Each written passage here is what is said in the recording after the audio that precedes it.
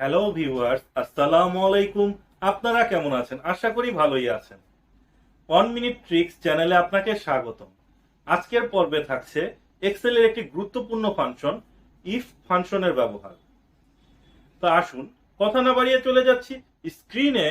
এই ভিডিও দেখে আপনারা যদি উপকৃত হন, আপনারা অবশ্যই আমার চ্যানেলটি সাবস্ক্রাইব করবেন।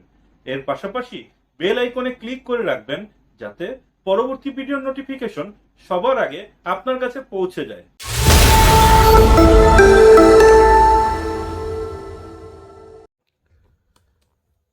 এখানে স্টুডেন্টের নাম, পাসিং মার্ক এবং সে কত নাম্বার পেয়েছে এটা দেয়া আছে। এটার উপর ভিত্তি করে রেজাল্ট শিট তৈরি করতে হবে, সে পাস অথবা ফেল করেছে। তো এখানে পাসিং মার্ক 40 দেওয়া আছে। আমরা ইকুয়াল সাইন প্রেস করব।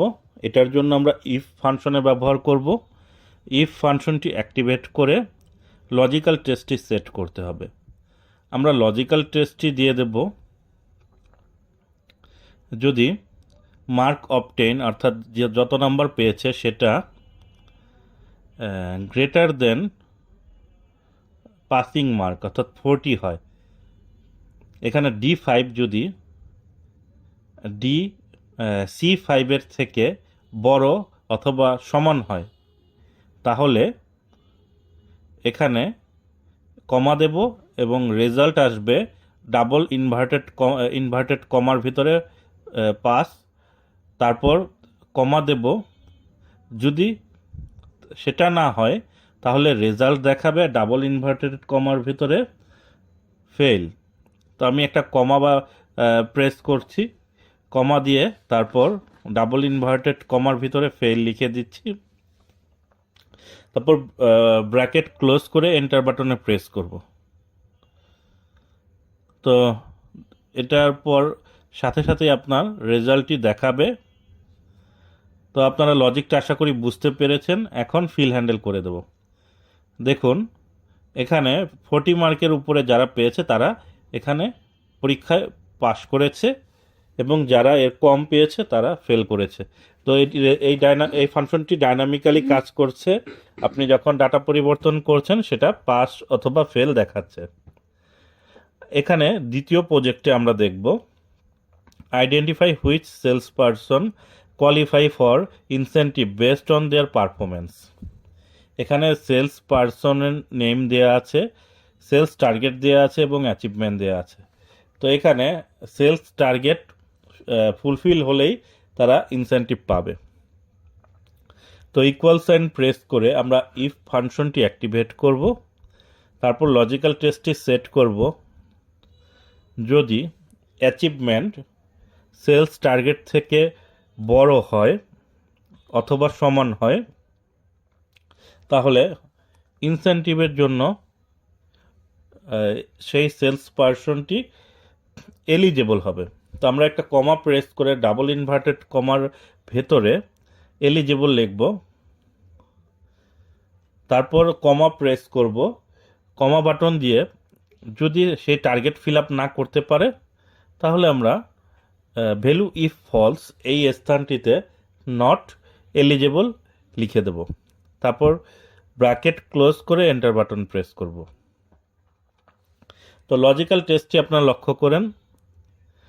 তো এই লজিক্যাল টেস্টটি সঠিকভাবে সেট করলে আপনার রেজাল্টটি কয়েক সেকেন্ডের মধ্যেই চলে আসবে। এবং এখানে দেখুন যারা 50,000-এর নিচে আছে তারা এখানে নট এলিজেবল দেখাচ্ছে। আমি 50,000 লিখে এন্টার বাটনে প্রেস করলাম, সেই ডাটাটি মিস্টার বিকে এলিজেবল দেখাচ্ছে। তো আপনারা এইভাবে আপনাদের প্র্যাকটিক্যাল প্রজেক্ট অথবা রিপোর্টের কাজগুলো করে থাকবেন। তো এই প্রজেক্টটি আপনারা দেখলেন। এটার পর আমরা দেখব এমআরপি ফাইনালাইজেশন। এখানে বলা আছে যে প্রোডাক্টের কিছু নেম দেয়া আছে এবং প্রেজেন্ট এমআরপি, প্রপোজড এমআরপি দুটো দেয়া আছে। তো আপনাকে আপনার ম্যানেজমেন্ট থেকে বলা হলো যে প্রেজেন্ট এবং প্রপোজড এমআরপির মধ্যে যে এমআরপিটা বেশি সেটাই হবে ফাইনাল এমআরপি, অর্থাৎ মার্কেট রিটেল প্রাইস। তো এটা বিভিন্ন ফাংশন দিয়ে করা যায়, যেহেতু আজকে ইফ ফাংশন দেখাচ্ছি, ইফ ফাংশনের সহায়তা আপনারা কিভাবে করবেন। ইকুয়াল সাইন প্রেস করে ইফ ফাংশনটি অ্যাক্টিভেট করব। লজিক্যাল টেস্টের মধ্যে আমরা প্রপোজড এমআরপি যদি প্রেজেন্ট এমআরপি থেকে বড় হয়, লক্ষ্য করুন, proposed MRP greater than present MRP, তাহলে আমার রেজাল্ট আসবে প্রপোজড এমআরপি D5, তারপর কমা দিয়ে, যদি সেটা না হয় তাহলে রেজাল্ট আসবে C5 অর্থাৎ প্রেজেন্ট এমআরপি। এখন আমি এন্টার বাটনে প্রেস করব, দেখুন এখানে রেজাল্টটি আসবে 551। এই লজিক্যাল টেস্টটা আপনারা সঠিকভাবে দিতে পারলেই আপনারা ইফ ফাংশনের ব্যবহারটা শিখে যাবেন। তো আমি এখন এটাকে ফিল হ্যান্ডেল করে দেব। দেখুন সবগুলো ডাটার রেজাল্ট চলে এসেছে। ম্যাটেরিয়াল বিতে রেজাল্ট আসছে 340, ম্যাটেরিয়াল ডিতে রেজাল্ট আসছে 400। তো এইভাবে আমি যদি কোনো ডাটা পরিবর্তন করি, এই ফাংশনটি ডাইনামিক্যালি পরিবর্তন হবে। তো আজকের ভিডিও এই পর্যন্তই। আসসালামু আলাইকুম, আল্লাহ হাফেজ।